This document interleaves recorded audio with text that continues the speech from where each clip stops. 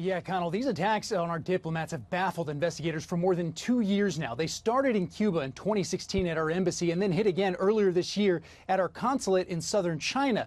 In total, more than 24 U.S. diplomats suffered traumatic brain damage, and in most cases, the victims reported subtle and unusual sensations of sound and pressure. Investigators initially suspected a sonic attack, but some researchers now believe microwave weapons are likely responsible. As the New York Times reports, microwaves can trick the brain into perceiving sounds, and the symptoms from microwave and sonic attacks are very similar: nausea, headaches, hearing loss, and other cognitive issues. But the microwave theory could also explain why not every victim reported hearing strange noises, which the AP previously reported sounded like this.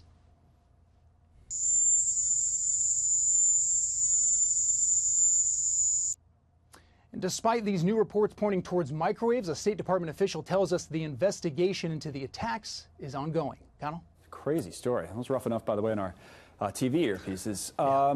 Garrett, it's interesting because I'm sure there are many theories out there about who might be behind this, but do U.S. officials really have any idea whose work this is?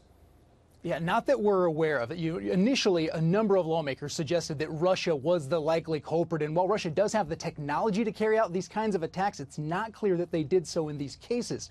So far, there have been multiple investigations, very few answers. After the attacks on U.S. personnel in China and Cuba, those governments conducted their own investigations, both of which turned up empty. The FBI has been investigating the attacks for more than a year and a half now. And earlier this year, the State Department created an interagency task force to respond to the unexplained health incidents. At this point, though, U.S. officials still aren't sure what caused the injuries or who is responsible. Connell? Scary and strange stuff. Garrett Tenney in Washington.